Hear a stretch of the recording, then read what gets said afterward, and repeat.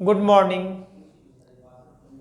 आज मैं प्रकाश सर आप लोगों के बीच में शॉर्ट क्वेश्चन का सीरीज लेकर आया हूँ। यह वह शॉर्ट क्वेश्चन है जो कि आपको एग्जाम के पॉइंट ऑफ व्यू से बहुत इम्पोर्टेंट होता है, चाहे बिहार बोर्ड हो जाए या सीबीएसई बोर्ड की बात करते हैं तो ये शॉर्ट क्वेश्चन के रूपों में आप में आएगा। और यह मैं 5-6 सीरीज में शॉर्ट क्वेश्चन को दूंगा और ये शॉर्ट वीडियो होंगे, 10 मिनट 12 मिनट में 10 क्वेश्चन का आपको जवाब मिलेगा। और इसमें आपको सिर्फ उतना ही बताया जा रहा है जितना आपको एग्जाम में लिखना है। तो केयरफुली से आप लोग लिसन कीजिएगा और जो भी ऑनलाइन वॉच कर रहे हैं वो नोट भी करते जाए। और यदि किसी टॉपिक में समस्या हो तो आप कमेंट बॉक्स में ज़रूर लिखेंगे। सबसे पहले मैं क्वेश्चन आंसर पर जाने से पहले आप लोगों से रिक्वेस्ट करना चाहता हूं कि जो अभी तक मेरे चैनल को सब्सक्राइब नहीं किए हैं, कृपया बायोलॉजी हब प्रकाश सर एपी को सब्सक्राइब कीजिए, जिससे कि आपको इस तरह का वीडियो, इस तरह का सॉल्यूशन मिलते रहे। तो चलिए मैं शुरू करता हूं। एट फर्स्ट एलर्जन, देखिए बहुत ही इम्पोर्टेंट है और छोटा सा टॉपिक है एलर्जन। एलर्जन आखिर कहते किसे?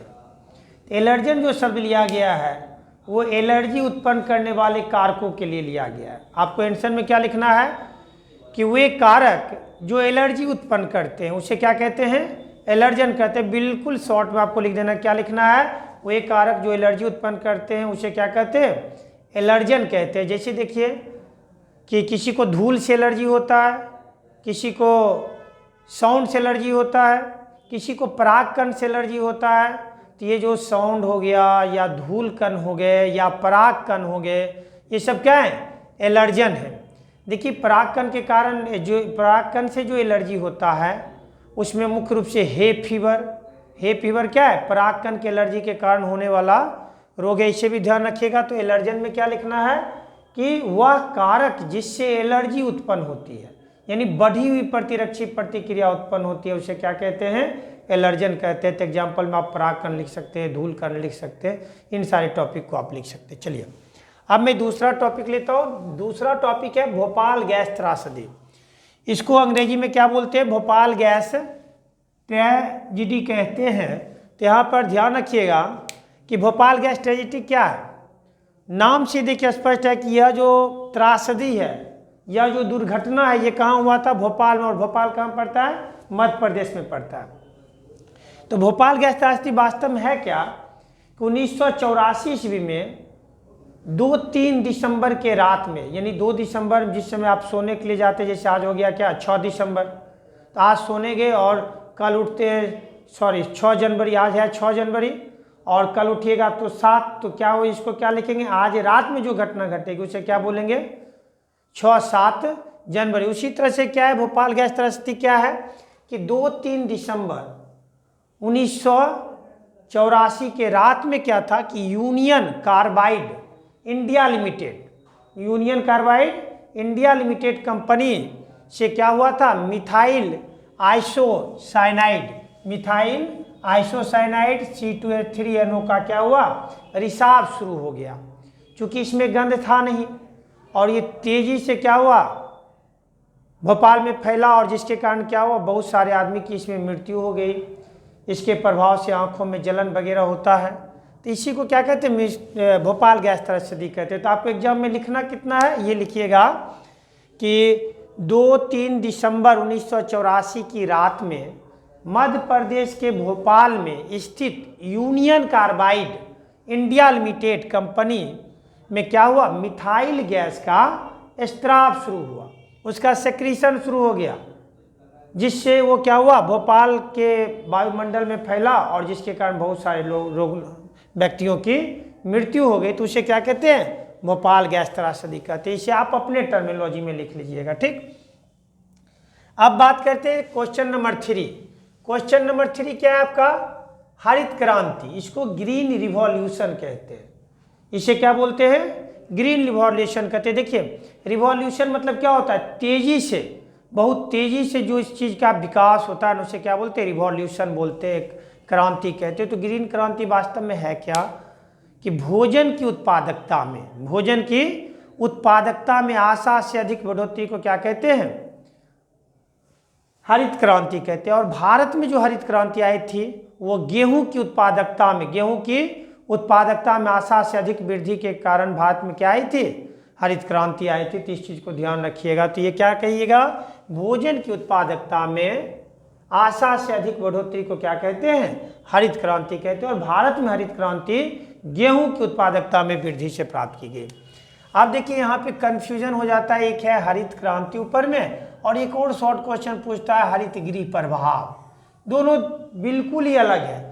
जहाँ पे हरित क्रांति क्या है? भोजन की उत्पादकता में, खाद्यान्न उत्पादन में बढ़ोतरी हरित क्रांति आती है। इसी तरह हरित गृह प्रभाव क्या है? इसको अंग्रेजी में ग्रीन हाउस इफेक्ट कहते हैं। तो ग्रीन, सबसे पहले आपको समझना होगा कि ग्रीन हाउस क्या है, तो फिर ग्रीन हाउस इफेक्ट के बारे में आप आंसर लिख सकते हैं। होता क्या है कि ठंडे जगहों पर बगीचों के लिए शीशा का छोटा छोटा घर बनाया जाता है, जिसमें सूर्य प्रकाश इंटर करते हैं और फिर वहाँ विक्षेपित जो एनर्जी मुक्त करते हैं वो एनर्जी उसके अंदर संचित रहता है, कम मात्रा में उससे निकल पाता है, जिससे ठंडे जगह पर भी पेड़ पौधों को, छोटे छोटे पौधों को उगाया जाता है, फल तथा सब्जियों को तैयार किया जाता है। तो क्या क्या ये वहाँ के वातावरण को गर्म रखने का काम करता है। तो चलिए, वो तो ग्रीन हाउस का काम था। तो ग्रीन हाउस इफेक्ट क्या है कि वायुमंडल में प्रदूषकों की वृद्धि, जैसे carbon dioxide, carbon monoxide, sulphur dioxide, nitrogen dioxide, methane वगैरह, इस तरह गैस व धूल कणों की वृद्धि के कारण क्या हो रहा है कि वायुमंडल का में जो सूर्य से प्रकाश आ रहा है, टेम्परेचर आ रहा है, वह सब के सब अंतरिक्ष में लौट के नहीं जा रहा है, जिससे यहाँ का क्या हो रहा है? वातावरण गर्म होता जा रहा है। उसी को क्या कहते हैं? ग्रीन हाउस इफेक्ट कहते हैं। तो आपको एग्जाम में क्या लिखना है कि वायुमंडल में वायु प्रदूषणों की वृद्धि के कारण वायुमंडल का ताप क्या हो रहा है? बढ़ता जा रहा है। ऐसा इसलिए होता है क्योंकि ये प्रदूषक निर्गत एनर्जी को अंतरिक्ष में जाने नहीं देते हैं, जिससे यहाँ का तापमान में बढ़ोतरी होती है। तो अब इसे आप अपने टर्मिनोलॉजी में लिख लीजिएगा। हरित गृह प्रभाव क्या है कि वायुमंडलीय प्रदूषकों द्वारा वायुमंडल के ताप में जो वृद्धि हो रही है उसे क्या कहते हैं? हरित गृह प्रभाव कहते हैं। अब आते हैं हम लोग चौथा क्वेश्चन। चौथा क्वेश्चन क्या है? अम्ल वर्षा। अंग्रेजी में क्या बोलते हैं इसे? Acidic rain. देखिए, बहुत छोटा सा आंसर आप लिख सकते हैं, शॉर्ट क्वेश्चन में आता है। जैसे भी मैं अभी जो बता रहा हूँ आपको शॉर्ट क्वेश्चन के पॉइंट ऑफ व्यू से बता रहा हूँ, तो थोड़ा ध्यान दीजिएगा। तो एसिडिक रेन, देखिए तो नाम से अम्ल वर्षा, यानी वर्षा जल का अम्लीय रूपों में धरातल पे पृथ्वी पर पड़ना, पेड़ पौधों पर पड़ना अम्ल वर्षा कहलाएगा। तो अम्ल क्या होता है? जिसका pH 7 से कम होता है उसे क्या कहते हैं? अम्ल कहते हैं। तो आखिर ये होता क्या है कि वायुमंडल में सल्फर डाइऑक्साइड और नाइट्रोजन डाइऑक्साइड जैसे प्रदूषकों की वृद्धि के कारण क्या होता है? अम्ल वर्षा होती है। तो ये करता क्या है कि सल्फर डाइऑक्साइड और नाइट्रोजन डाइऑक्साइड, ये जो दोनों गैस है, ये क्या करता है? क्रमशः सल्फ्यूरिक अम्ल और ये नाइट्रिक अम्ल बनाती है। कैसे बनाते हैं तो इतना डिटेल में नहीं जाएंगे। तो आप लोग इतना समझ जाइए कि सल्फर डाइऑक्साइड जो है वो क्या होते हैं? वायुमंडलीय नमी और जो सूर्य से जो किरणें आ रही है उसके तापमान को एब्जॉर्ब करके और ये जल से क्रिया करके क्या बना लेता है? सल्फ्यूरिक अम्ल बनाता है। और ये नाइट्रोजन डाइऑक्साइड जो है वो क्या करता है? नाइट्रिक अम्ल बनाता है। तब ये क्या होता है कि ये वर्षा जल के साथ क्या होता है? पृथ्वी पर आता है, पेड़ पौधों पर पड़ते हैं, जलाशय स्रोतों में इसके पानी जाते हैं, तो इसे अम्ल वर्षा कहते हैं। क्या कहोगे कि वायुमंडल में सल्फर डाइऑक्साइड एवं नाइट्रोजन डाइऑक्साइड जैसे प्रदूषकों की वृद्धि के कारण क्या होते हैं? सल्फ्यूरिक अम्ल और नाइट्रिक अम्ल वर्षा जल के साथ पृथ्वी पर पड़ते हैं। इसी को क्या कहते हैं? अम्ल वर्षा कहते हैं। इसका बहुत ही बुरा प्रभाव होता है। जो कमज़ोर पौधे के पत्ते भाग होते हैं ना, वो इससे बहुत क्षतिग्रस्त होते हैं। साथ ही साथ इसके कारण जो भी कैल्शियम कार्बोनेट या कह सकते कि पत्थरों के बने हुए हमारे स्मारक वगैरह उससे क्षति पहुंचती है। क्योंकि आप जानते हैं कि जब संगमरमर के टुकड़े पर तनु सल्फ्यूरिक अम्ल का रिएक्शन कराते हैं तो कार्बन डाइऑक्साइड गैस बनता है और संगमरमर का टुकड़ा विघटित होता है। तो इस तरह से ये क्या करता है? क्षति पहुंचाता है। ये ऑल्सो कहाँ क्षति पहुँचाएगा? जल स्रोत में। चूँकि तालाब का, कुएं के जल का अपना एक पीएच होता है, उस पीएच से अधिक पीएच होने पर क्या होगा? पीएच बढ़ने पर या कमने पर वहाँ पे पाए जाने वाले जीवों पर क्या करेगा? प्रतिकूल प्रभाव देगा। चूँकि ये अम्लीय होता है, तो अम्ल होने के कारण क्या होगा? पानी को अम्लीय बनाएगा, जिससे वहाँ पे सूक्ष्म जीवों की क्या होगी? वृद्धि, सूक्ष्म जीवों की वृद्धि में दिक्कत पहुँचाएगी। उसको क्या करेगा? सूक्ष्म जीव का भी नष्ट करेगा, वहाँ पे जैवीय संगठन बिगाड़ेगा, तो इससे बड़े जीव भी उसमें जो पाए जाएंगे उसके स्वास्थ्य पर भी प्रतिकूल प्रभाव पड़ेगा। ये हो गया अम्ल वर्षा। अब बात करते हैं, छठा क्वेश्चन है एमनियोसेंटोसिस। देखिए टर्म याद रखिएगा, एमनियोसेंटोसिस है। एमनियोसेंटोसिस वास्तव में क्या है? देखिए यह एक्सरसाइज 3 में एक बृहत क्वेश्चन के रूप में है, 12th के सिलेबस में, बिहार बोर्ड में भी और सीबीएसई में भी, तो ध्यान रखिएगा। तो एमनियोसेंटोसिस वास्तव में क्या? एक तरल है। ये कहाँ पाए जाते हैं? जिस समय मानव के मादा के गर्भाशय में बच्चों का विकास हो रहा होता है, तो वहाँ एक प्रकार का तरल उस गर्भाशय में क्या होता है? एक प्लास्टिक के थैलीनुमा संरचना में तरल पाया जाता है, जिसे एमनियोटिक फ्लूइड कहते हैं। उसे क्या कहते हैं? एमनियोटिक फ्लूइड कहते हैं। उसी फ्लूइड में क्या होता है? भ्रूण का डेवलपमेंट हो रहा होता है। तो भ्रूण से क्या होता है? कुछ कोशिकाएं टूटकर उसी तरल में बिखरे हुए रहते हैं। अब सिरिंज की सहायता से उसी एमनियोटिक फ्लूइड को कुछ निकालकर उससे भ्रूण की कोशिका प्राप्त की जाती है। भ्रूण में जो कोशिका है उसी से जो अलग कोशिकाएं हैं उसे प्राप्त की जाती है, और उसमें जो आनुवांशिक संगठन है उसे देखा जाता है।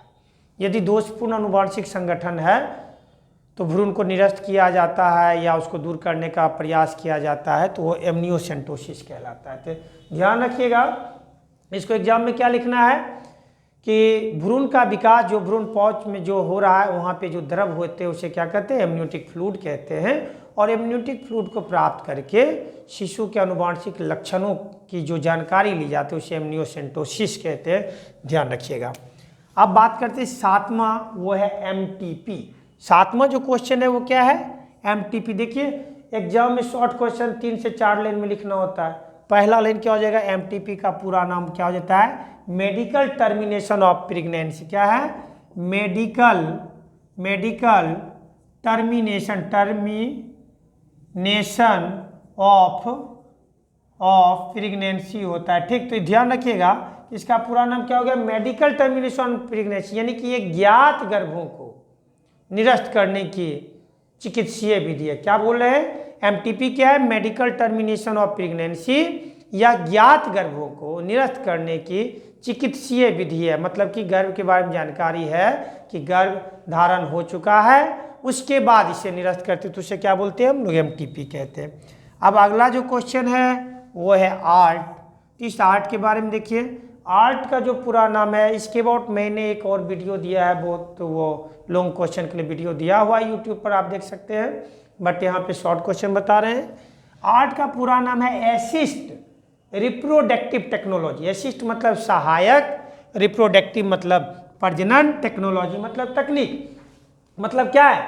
यह प्रजनन की सहायक तकनीक है। देखिए यहाँ पे स्पष्ट बात है कि सहायता किसको चाहिए?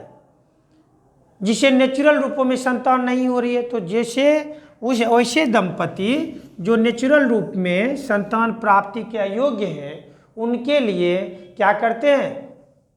कृत्रिम साधनों द्वारा, या कह सकते प्रायोगिक या चिकित्सीय साधनों द्वारा उनको अपना जैविक संतति दिया जाता है। इसी क्रिया को हम लोग क्या कहते हैं? आर्ट कहते हैं। तो क्या लिखना है एग्जाम में? आर्ट का पूरा नाम असिस्टेड रिप्रोडक्टिव टेक्नोलॉजी है, अर्थात सहाय्या क्या है? शिशु प्राप्त करने की सहायक प्रजनन तकनीक है, जिसमें जनन और सक्षम जोड़ों को अपना जैविक संतति प्रदान की जाती है। अब आते 9वां क्वेश्चन है आपका एससीपी। 9वां क्वेश्चन क्या है? एससीपी। देखिए इसका पूरा जो नाम है उसे क्या बोलते हैं? सिंगल सेल प्रोटीन कहते हैं। तो इसका पहले क्या कीजिएगा? एससीपी आएगा तो लिखिएगा इसका पूरा नाम क्या है? सिंगल सेल प्रोटीन है, मतलब एक कोशिकीय प्रोटीन है। तो ये वास्तव में है क्या? भोजन में प्रोटीन की कमी को दूर करने के लिए एक कोशिकीय जीवों से प्रोटीन जो प्राप्त करते हैं उसे हम लोग क्या कहते हैं? उसे SCP कहते हैं, सिंगल सेल प्रोटीन कहते हैं। तो इसको एग्जाम में क्या लिखना है, इसका पूरा नाम सिंगल सेल प्रोटीन है।